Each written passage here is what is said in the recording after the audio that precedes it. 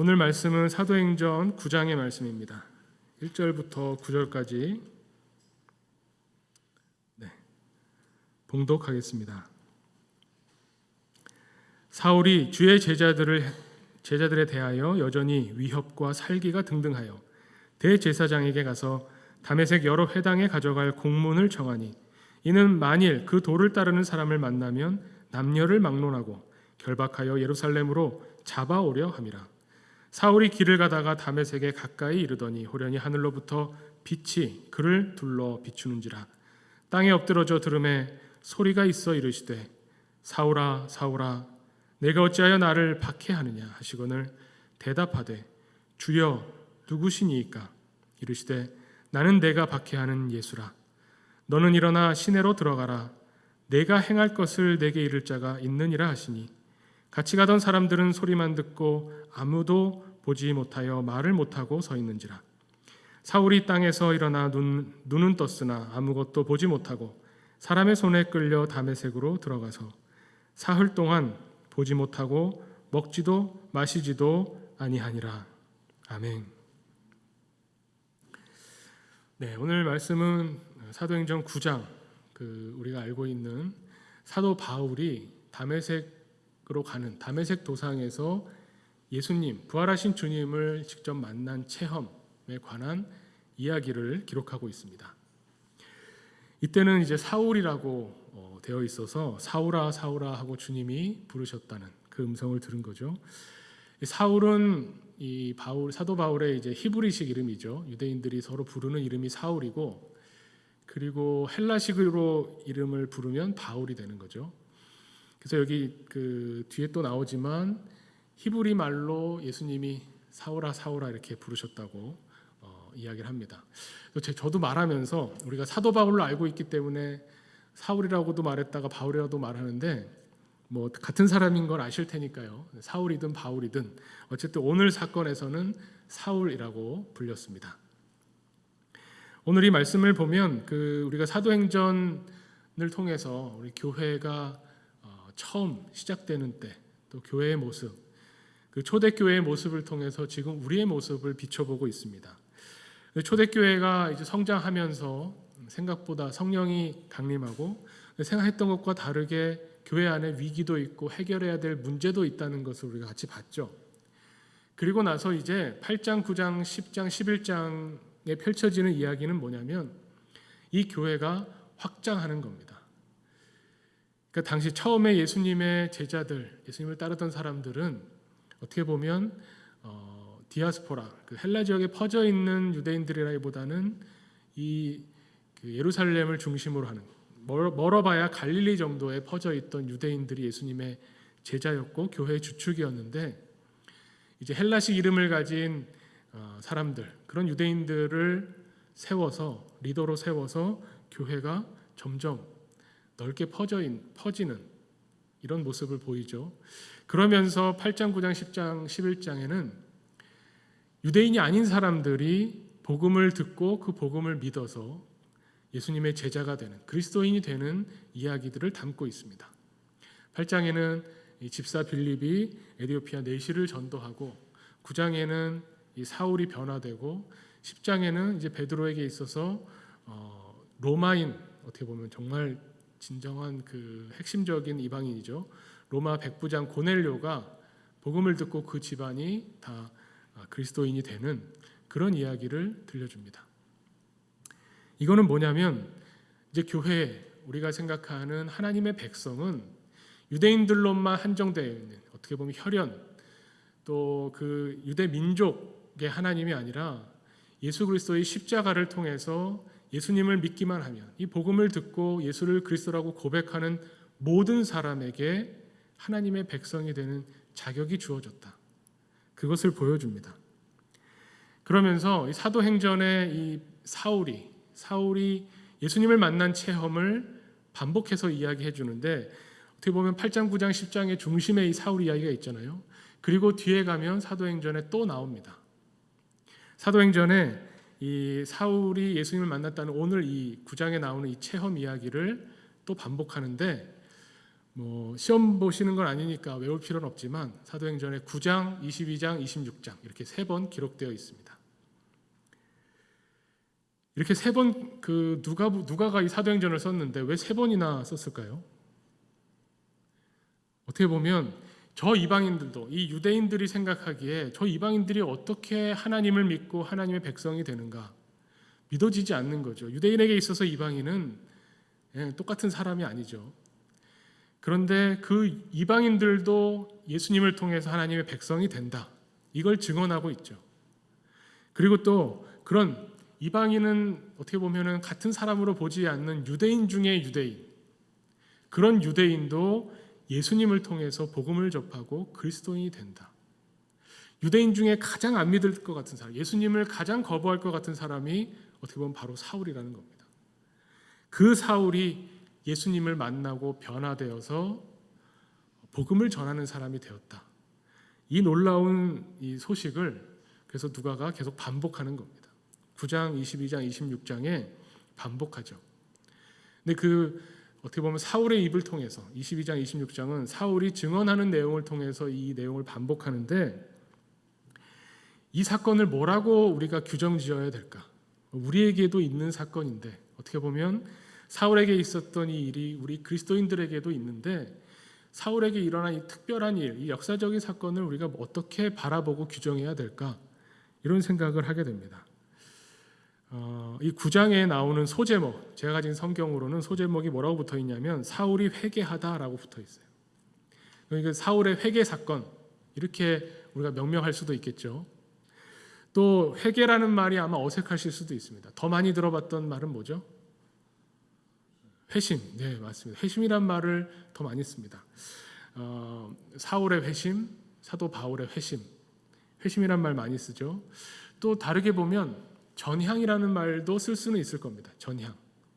왜냐하면 그전에는 유대교로 열심을 내서 유대교 중에서 이단이라고 생각되는 예수님 믿는 사람들을 잡으러 가던 길이었잖아요. 예수님 믿는 사람들을 잡으러 가다가 변화되어서 그 다음 9장 뒷부분을 읽어보면 회당에 가서 예수가 그리스도다라고 오히려 증언하게 됩니다. 방향을 완전히 바꾼 거죠. 전향이라고 볼 수도 있고, 또 어떤 우리 이제 결과론적인 이야기지만 심하게 말씀하는 사람들은 개종이라고도 말합니다. 유대교에서 기독교가 됐다. 약간 그 말은 좀 너무 나가긴 했지만, 어쨌든 회개인가 회심인가 아니면 전향인가 어떻게 부르던 이 사건에는 그렇게 여러 가지 다양한 면들이 존재합니다. 회개라고 했을 때 이 사건을 전적으로 다 담아내지는 못하는 것 같습니다. 회심이라고 불러도 회심이라고 하기에는 이 사건을 또 회심이란 말로 온전히 이 사건을 다 규명해 보이지는 못하는 것 같아요. 생각보다 복잡합니다. 왜 복잡하냐면 이 사건이 과연 어떤 사건일까? 우리에게 있어서는 어떤 사건과 연결될까 생각해 보면 굉장히 신비로운 체험이긴 합니다. 부활하신 주님을 만났는데 이 신비로운 체험을 묘사하기가 어려우니까 뭐라고 말하냐면 빛을 이야기하고요, 또 소리를 이야기합니다. 어떤 빛을 봤는데 또 그 빛 가운데서 내가 어떤 소리를 들었는데 이러면서 자기 체험을 묘사하죠. 근데 이것이 왜 신비롭고 이 체험이 빛과 소리로는 회개냐 회심이냐 이런 전향이냐 이런 거를 따지기가 어렵냐면 이 인간의 언어로 잘 표현이 안 됩니다. 그리고 이 충격적인 경험 때문에 논리적이고 명확하게 설명하기가 어려워요. 그래서 이 해보신 적이 있는지 모르겠지만 9장, 22장, 26장에 3번 나온다고 했죠. 이 체험 이야기가. 그것을 쭉 이렇게 한 종이 한 장에 나열해 놓고 비교해 보신 분이 있으신가요? 똑같은 이야기를 3번 반복하나? 보면 그렇지 않습니다. 9장에는 오늘 우리가 읽었지만 소리는 들었으나 빛은 보지 못했다. 그렇게 다른 사람들이요, 빛은 못 봤다고 이야기 나오죠. 22장에는 빛은 봤는데 다른 사람들이 소리는 못 들었다. 이렇게 나옵니다. 거꾸로 나오죠. 26장에는 빛을 보았다는 암시만 나오고 모든 사람이 다 함께 엎드러졌다. 이렇게 나옵니다. 얘기할 때마다 이게 달라지는 거죠. 이거 이상하다. 우리 요즘 같은 기준에 팩트 체크를 해보면 이거 사도 바울이 약간 어떤 체험이 없진 않았겠지만 약간 이렇게 그 이야기를 재밌게 하려고 뭘 첨가했나? 약간 부풀렸나? 과장했나? 혹은 그냥 하도 사도가 아니라고 공격받으니까 나도 부활하신 주님을 만났다고 이야기를 만들어냈나? 이런 생각을 하는 거죠. 우리 보통 하는 이야기가 자꾸 바뀌면 어떻게 되죠? 그 말의 신뢰를 잃죠. 저도 그 거짓말을 잘 못하는 편이라 막 맘먹고 하려면 하겠죠. 잘 못하는 편이라 제일 많이 걸릴 때가 있습니다. 제가 라면 먹는 걸 참 좋아하는데 라면을 먹으면 아내한테 혼나죠. 우리 남자 유생들 다 비슷하시죠? 이제 그 라면 먹고 왔을 때 점심 뭐 먹었냐고 물어보면 뭐 사다 먹었어 이렇게. 뭘 사다 먹었냐고 물어보면 뭐 김밥, 분식 뭐 이렇게 나오죠.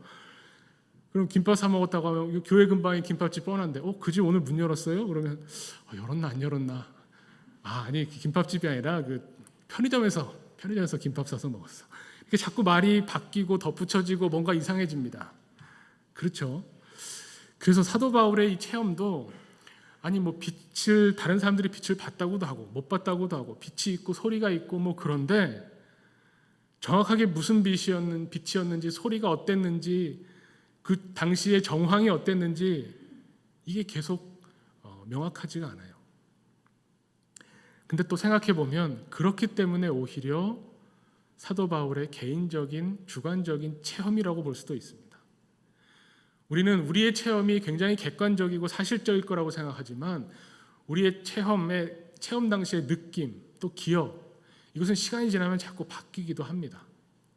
근데 중요한 것은 이 9장, 22장, 26장을 쭉 펼쳐놓고 바뀌지 않는 게 뭔가를 찾아보면 이 세 번의 증언에 있어서 바뀌지 않는 게 하나 있습니다.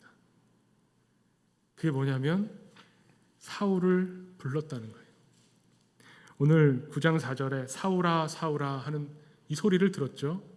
22장 7절에도 내가 엎드려져서 소리가 있는데 사울아 사울아 이렇게 부르셨다는 겁니다. 26장 14절에도 히브리 말로 여기서는 또 이렇게 말합니다. 히브리 말로 이르되 사울아 사울아. 명확한 것은 뭐냐면 이 사울이 예수님 믿는 사람들을 잡으러 다메섹으로 가다가 뭔가 강렬한 체험을 합니다. 근데 그 강렬한 체험은 뭐였냐면 주님이 나를 부르시는, 다른 사람들을 부르냐 안 부르냐가 아닙니다. 꼭 집어서 내 이름을 불러주시는, 사울아 사울아 하고 부르시는 그 주님을 만났다는 겁니다. 이것은 아주 명백합니다. 이런 경험은 이것이 회심이든 회개든 뭐든 이 경험은 우리에게 분명히 있는 경험이죠. 구약 성경에도 이런 기록들이 있습니다. 우리가 너무나 잘 아는 것처럼 하나님이 아브라함 부르실 때 아브라함아 아브라함아 창세기 22장 11절에 너의 독자 이삭을 나한테 바쳐라 해서 정말로 아브라함이 모리아산에 올라가서 이삭을 하나님께 바치려고 하죠. 그 순간에 하나님이 다급하게 아브라함아 아브라함아 그 아이에게 손대지 말아라 이렇게 아브라함을 부르십니다. 거기에서 그 이전에 하나님을 몰랐다는 게 아닙니다. 하나님의 부르심을 받고 본토 친척 아비집을 떠나서 하나님이 가라고 하신 땅으로 갔는데 아주 강렬한 아들을 잡아서 바치라고 하는 그 사건 가운데 강렬하게 하나님을 경험합니다. 출애굽기 3장에도 유명한 또 장면이 있죠. 가시덤불이 불이 붙었는데 타지 않는 것을 보고 모세가 가까이 갔더니 모세야 모세야. 성경에 그대로 똑같이 이름 2번 부르는 게 나옵니다. 사무엘도 그 소리를 들었죠. 사무엘아 사무엘아. 사무엘상 3장 10절에 나옵니다. 이렇게 하나님을 만날 때에 하나님이 그냥 막연하게 나타나시거나 내가 뭔가 헛것을 봤다거나 그런 게 아니라 내 이름을 불러주시는 하나님. 하나님을 만나는 체험을 했다는 것은, 주님을 만나는 체험을 했다는 것은 뭐냐면 그리고 주님이 나를 불러주시는 사랑 체험을 했다는 겁니다. 이렇게 주님이 사울에게 나타나셔서 사울에게 다가오셔서 부르시는, 사울아 사울아 하는 이 부르심의 이 체험 이후에 사울은 바뀌죠. 변화됩니다. 이제 이방인의 사도로 뒤에 보면 아나니아를 통해서 주시는 말씀이 있는데 이방인의 사도로 복음 전도자로 세움을 받는 거죠. 그런데 우리는 이 이야기를 읽을 때마다 특히 저같이 모태신앙인 사람들은 굉장히 이 사도 바울의 이 체험, 오늘 나온 이 사울의 체험이 굉장히 부럽습니다. 야, 이렇게 정말 강렬한 체험을 했구나. 이 체험이 얼마나 강렬했던지 오늘 본문 마지막 부분에 나오죠. 이 체험을 하고 나서 사흘 동안 앞도 안 보이고 밥도 안 먹고 물도 안 마시고 사흘을 보냈다는 거예요. 이게 무슨 말입니까? 죽은 것과 같은 거잖아요. 보이지 않고 뭐가 들어가서 먹지도 못하고 마시지도 못하는 이 상태, 3일 동안 죽은 것과 같은 상태였다가 아나니아를 만나서 그 눈에서 비닐 같은 것이 벗겨지면서 눈이 떠졌는데 이때는 완전히 다시 태어나는 겁니다. 그 전에 보던 세상이 아닌 겁니다. 눈은 띄워져서 옛날 보는 사람들을 보지만 이제 사울이 변해서 눈이 띄어져서 그 전에 보던 세상과는 완전히 다른 세상을 보게 되었다는 거죠. 죽고 다시 사는. 그래서 어떻게 보면 이 사건은 또 아까 회심이라고도 표현하고 회개라고도 표현했는데 중생이라는 표현도 어울립니다. 거듭남. 죽고 다시 사는 부활하신 주님과 같이 이제 바울이 변했다는 거죠. 이런 강렬한 체험을 놓고 보면 그냥 어렸을 때부터 부모님이 교회 가자 하니까 교회 가고 교회 가기 싫은데 부모님과 좀 버티기도 해보고 꼭 가야 되나 생각도 해보고 그래도 가야 되니 습관적으로 주일 아침에 일어나면 가게 되고 이런 신앙생활을 하다 보면 이렇게 강렬한 신앙 사건 이후에 체험 이후에 변화된 사람들을 보면 막 부럽습니다. 아, 나도 저런 체험 한번 해봤으면 좋겠다. 난 저렇게 강렬한 체험은 못 해봤는데. 그리고 사람마다 다르죠. 그걸 부러워하는 것 중에 하나가 뭐냐면 이런 강렬한 체험을 하고 나면 얼마나 많이 저렇게 변화가 있을까. 안 변하는 내 자신을 보면서 이 강렬한 체험이 갖다주는 변화를 부러워하는 겁니다.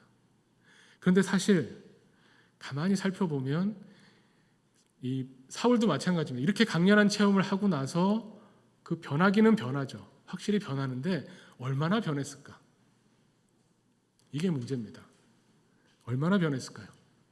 우리 이때부터 이제 사울이 사울아 사울아 하는 주님의 음성을 듣고 또 아나니아를 통해서 이방인의 사도로 세우심을 받고 이제부터 나가서 전도하고 증언하고 목회하고 나가서 막 전도 여행을 다니면서 교회를 세웠구나 생각할지 모르는데 그렇지 않습니다. 다메섹에 가서 내가 핍박했지만 예수가 그리스도다라는 것을 증언하죠. 거기까지는 증언합니다. 그리고 나서 다메섹에 있는 유대인들이 사울을 죽이려고 하니까 피해서 3년 정도를 보냅니다. 그리고 예루살렘에 가서 사도들을 만나요. 3년 지나서 예루살렘에 갔는데 여전히 사도들이 만나기를 싫어하죠. 그 예수 믿는 사람들을 핍박하는 자니까. 그때 바나바가 주선해서 베드로와 야곱을 만납니다. 그리고 나서 다시 가이사랴로 갔다가 다소로 갑니다. 다소가 어디냐면 이 바울의 고향이죠. 고향에 가서 또 한참 지냅니다. 그 다소에서 뭘 하면서 지내는지 성경이 말해주지 않습니다. 다소에 계속 지내는데 이제 교회가 확장되고 외부로 나가면서 대표적인 이방인 교회 안디옥 교회가 섰습니다. 그래서 예루살렘의 사도들이 바나바를 파송하죠. 안디옥 교회의 교역자로 파송할 때 바나바가 다소에 들려서 이제 바울을 설득해 옵니다. 그래서 안디옥 교회를 1년 동안 바나바와 같이 동역하면서 목회를 하죠. 그리고 나서 다시 예루살렘에 갑니다. 그 예루살렘에서는 중요한 회의가 있었죠. 그 예루살렘 회의 때 드디어 바울이 이방인의 사도로 인정을 받게 됩니다. 그래서 그때 바나바와 바울이 같이 소아시아 지역으로 또 그 옆에 지역으로 이방인들을 향해서 선교하고 교회를 세우는 일들이 펼쳐집니다. 그러면 이 두 번째 예루살렘에서 사도들을 만나기까지 이 회심 사건부터 몇 년이 걸렸을까요? 대개 학자들은 14년 정도로 봅니다. 다메섹에서 3년, 그리고 예루살렘에 있다가 다소로 가서 10년을 있었습니다. 그리고 안디옥 가서 1년 있다가 그리고 나서 예루살렘에 가서 드디어 이방인의 사도로 인정을 받습니다. 우리는 이런 강렬한 체험을 하고 나면 금방 변해서 막 전 세계를 다니면서 방방 뛰면서 복음을 전했을 것 같지만 그렇지 않다는 겁니다. 이 시기에는 서신을 쓰지도 않았습니다. 이 서신은 정말 이 많은 지역을 다니면서 핍박을 받으면서 교회를 세우면서 여기에 대한 다른 복음과 싸우면서 율법과 싸우면서 써내려간 서신이 우리가 알고 있는 이 신약 성경들이죠. 이걸 보면 이 변화라고 하는 것이 우리가 생각하는 것처럼 예수님의 사랑 체험했다고 해서 그 다음 날부터 완전히 천사처럼 사는 게 아니라는 겁니다. 이 변화는 생각보다 점진적으로 느리게 나타나지만 확실한 변화를 가져갑니다. 이게 참 묘한 겁니다. 우리가 중요한 것들은 그런 것 같아요.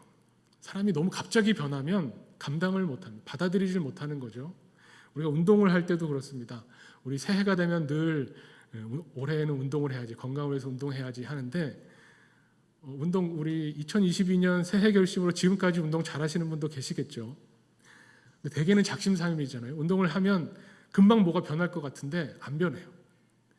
하다가 안 변하니까 이제 시들시들해지면서 잘 안 하게 되는데 그때 버티고 계속하면 어떻게 됩니까? 갑자기 몸이 쓱 좋아지다가 한참 좋아지다가 또 정체기가 옵니다. 또 한참 그대로 갑니다. 더 나빠지기도 하는 것 같아요. 근데 그래도 계속 운동합니다. 그럼 또 다시 몸이 쓱 좋아지는 것 같아요. 계단식으로 올라가기도 하고 멀리서 보면 2년, 3년, 5년을 놓고 보면 건강이 조금씩 좋아지는구나, 운동해서 몸이 좋아지는구나 하지만 하루하루를 들여다보면 이게 좋아지는 건지 나빠지는 건지 좋았다가 나빴다가 그렇게 되죠. 우리의 이 믿음이라는 것도 생각보다 복잡한 과정을 거칩니다. 이런 오늘 이 사울을 통해서 보여주는 이런 회심 사건, 회개, 회심, 그리고 어떻게 보면 중생 이렇게 표현할 수 있는 이 사건은 이 사도 바울의 일생에 있어서 정말 조금씩 변화가 되면서 그렇지만 이 사건 이후에는 다시 전으로 돌아갈 수 없는 그런 변화의 모습을 보여주죠. 이 변화라는 것을 볼 때 사실은 이 이전부터 있어 왔던 일입니다. 무슨 말이냐면 한번 이 사울의 입장에서 생각해 보면요.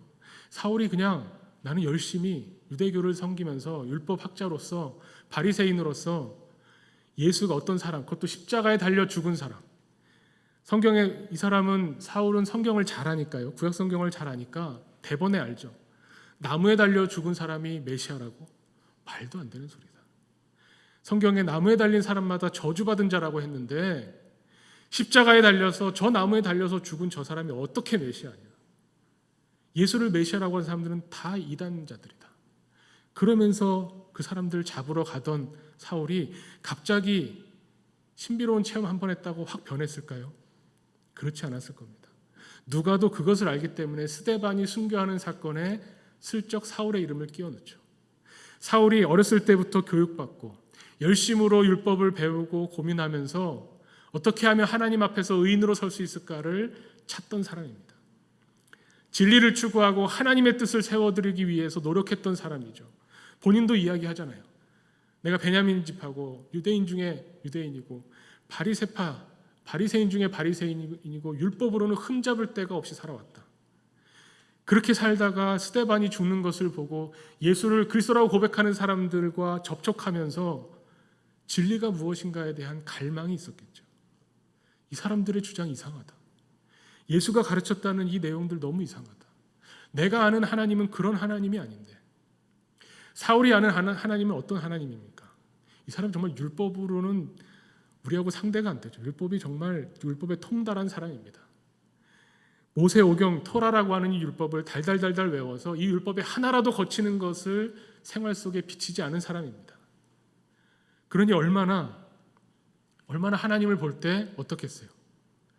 율법을 잘 지키는 사람이 제일 앞에서 하나님께 달려가는 사람이 되겠죠. 1등이죠. 율법을 하나도 안 어긴 사람. 행실이 좀 부족해서 율법 한두 개 어긴 사람 그 다음에 서고요.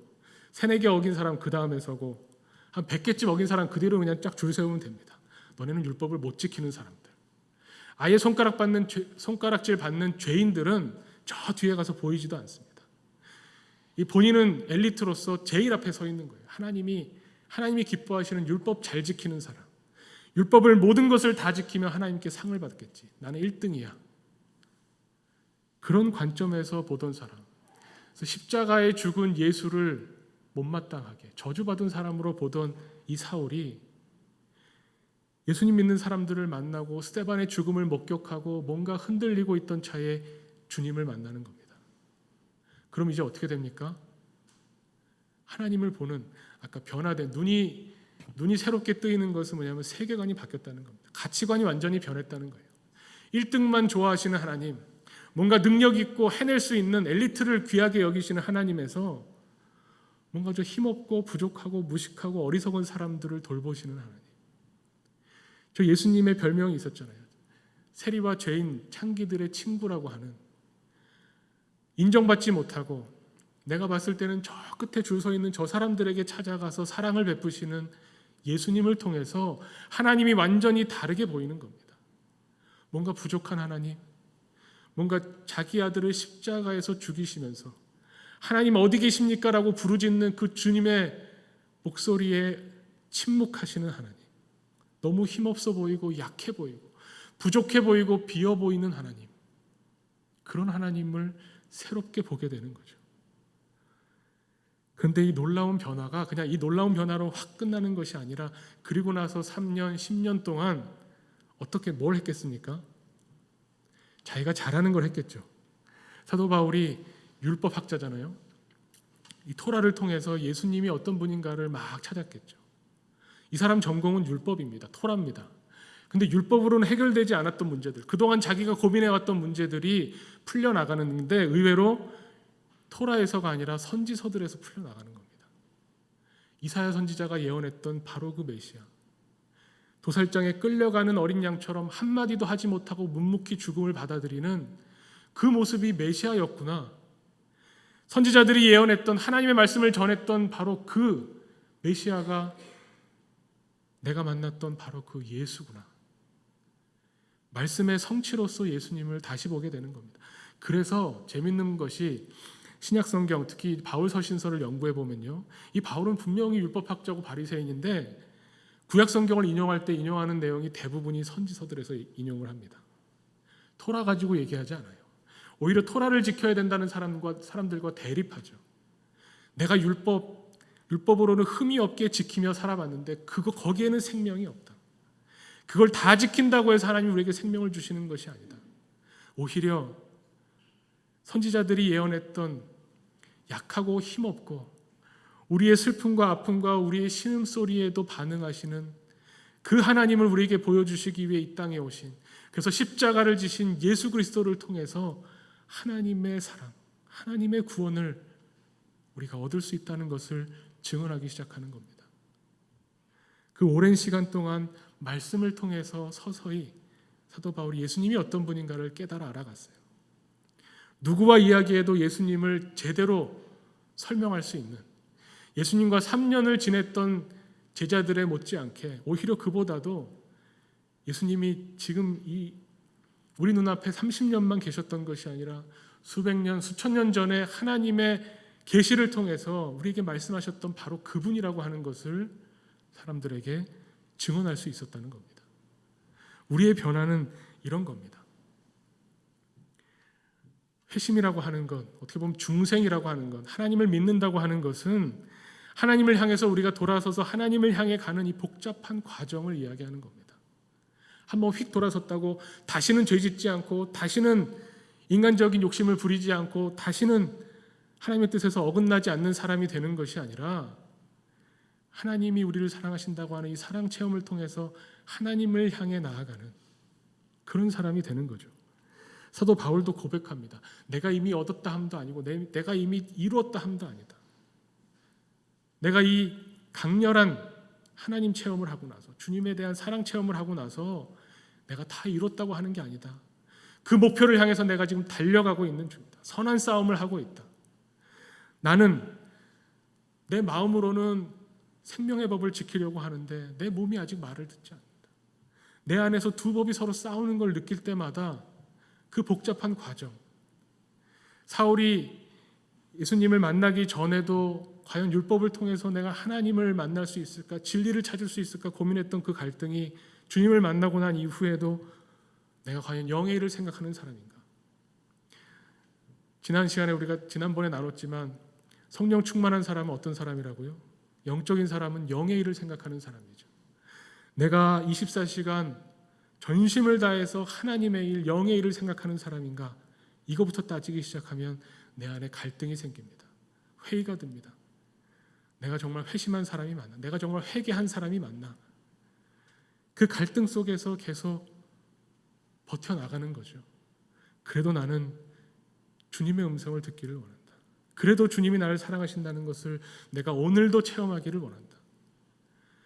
이 사도 바울이 3일 동안의 죽음과 같은 체험을 하고 나서 이후에는 그럼 생명으로 찬송만 하며 지냈느냐? 그렇지 않죠. 고린도전서 15장에서 부활장에서 사도 바울이 고백합니다. 나는 날마다 죽노라. 이때 한 번의 체험으로 끝나는 것이 아니라 매일매일 죽었다가 다시 사는 것을 반복하는 겁니다. 죄로 인해 죽고 예수 그리스도를 거부함으로 인해서 죽고 주님이 원하시는 뜻에서 거스름해서 내가 또 죽는 날마다 죽음을 경험하면서 그렇지만 사울아 사울아 부르시는 그 주님의 음성을 통해서 다시 살아나는 그 부활의 체험을 매일매일 하고 있다는 것을 고백하는 겁니다. 우리의 신앙생활은 어떠해야 될까? 우리의 회심은, 우리의 회개는, 우리의 믿음은 어떠해야 될까를 오늘 말씀을 통해서 다시 생각해 봅니다. 매일매일의 우리를 관찰하면 우리 지난 2021년 오늘 6월 19일을 딱 뽑아서 그 날짜를 딱 살펴보면 도대체 하나님을 믿는 사람인지 아닌 사람인지 알 수 없는 모습을 보이며 살 수도 있을 겁니다. 그렇지만 우리가 지나온 시간을 쭉 놓고 보면 매일매일 우리를 부르시는, 우리를 사랑하신다고 하는, 우리의 이름을 불러주시는 주님의 음성을 듣기를 우리가 원하며 지내오는 겁니다. 그런 생각을 해봅니다. 이제 어느 정도 팬데믹이 이제 코로나 팬데믹을 지나왔다고 생각할 때 코로나 팬데믹 이전과 이후와 내 신앙은 어떻게 달라져 있나? 지금 그런 생각을 하는 때죠. 그때보다 내 신앙이 더 좋아졌다 나빠졌다 이렇게만 이야기할 수는 없을 겁니다. 신앙이라고 하는 것이 한마디로 좋다 나쁘다라고 말할 수 있는 것이 아니니까요. 그렇지만 우리는 계속 생각해 봐야 됩니다. 점검해 봐야 됩니다. 코로나 이전과 이후에 우리는 어떤 변화를 겪었나? 나는 누구보다도 하나님을 향한 믿음이 굳건하다고 생각했는데 주일에 이 예배실에서 예배 못 드리는 게 나에게 이렇게 영향을 줄지 몰랐다. 그럴 수 있죠. 근데 그것이 영향을 준다고 인정할 때 그래도 하나님을 끝까지 붙잡으려고 얼마나 내가 노력해왔나. 예배실에서 예배를 드리지 못해도 집에서 예배드리고 말씀을 계속 읽으려고 하고 기도를 하면서 어떻게든 이 신앙을 지켜보려고 애쓰고 수고했던 그 과정과 그 시간들이 우리에게 누구도 경험해보지 못한 하나님을 향한 새로운 믿음의 차원을 열어줄 수 있는 겁니다. 우리 이전에 한국교회, 우리 이전의 선배들은 이런 일을 겪어본 적이 없겠죠. 우리는 겪어봤습니다. 이제 정말 어떠한 상황에서도 우리를 부르시는 하나님의 음성을 듣고 그 음성을 따라가는 그리스도인으로 서기를 원할 때에 이 지나간 2년 이상의 시간은 우리에게 정말 귀한 시간이 될 겁니다. 사도 바울이 경험했던 이 강렬한 체험 이후에 지난했던 시간들, 길었던 시간들, 하나님의 말씀을 붙잡고 씨름하면서 하나님의 뜻이 어디 있는지, 내가 직접 만난 그 예수님이 나에게 어떤 분인지를 고민하고 씨름했던 이 사도 바울의 인생의 과정들, 그리고 그 말씀을 붙잡고 계속 나가서 복음을 전했던 사도 바울의 삶을 보면서 우리의 삶도, 우리 그리스도인의 믿음의 궤적도 어떠해야 하는가를 우리가 깊이 묵상해 볼 수 있을 겁니다. 이제부터 어떻게 보면 나아가는 길들, 이제부터 우리가 밟아가는 길은 우리 한국교회 선배들이 가보지 않은 길입니다. 이제 우리는 말씀을 붙잡고 이 말씀을 통해서 정말 말씀을 붙잡고 기도를 하면서 더 하나님께 나아가고 하나님을 사랑하기 위해서 매일매일 이 하나님의 음성을 듣기 위해서 노력하고 달려가는 그런 그리스도인으로 새롭게 서기를 주님께서 원하십니다. 우리 이 하나님의 음성에 응답하는 그리스도인이 돼야죠. 사도 바울의 이야기에서 결국 하나님이 보여주신 신비로운 체험은 애매모호하고 사람마다 다르게 느끼지만 분명한 것은 이 사울의 응답이었습니다. 사울은 이후로 변화됐죠. 하나님이 우리에게 베풀어 주시고 우리를 부르시는 하나님의 음성을 들을 때에 우리가 여기 있습니다. 내가 여기 있습니다. 나를 보내주시옵소서라고 응답하며 주님 앞에 나아가는 그런 우리 하나교회 되기를 간절히 축원합니다. 함께 기도하겠습니다.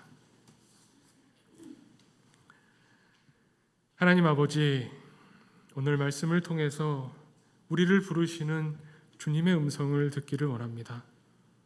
우리가 어떠한 처지에 있든지, 우리가 그동안 가지고 있던 고민들, 또 문제들, 우리가 앞으로 어떻게 해야 될지 알지 못하는 이 혼란스러운 상황 속에서 우리가 오직 주님의 음성을 들으며 그 음성을 쫓아가기를 원합니다. 우리를 부르시며 우리에게 자비를 베푸시고 은혜를 베푸시는 주님,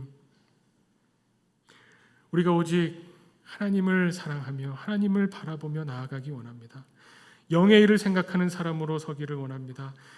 비록 지금 우리의 모습이 우리가 생각하는 그리스도인의 모습에 미치지 못한다 하더라도 말씀을 붙잡고 기도를 붙잡고 계속해서 주님을 향해 나아가기 원하오니 주님 우리와 함께하여 주시옵고 우리에게 힘 주시옵소서.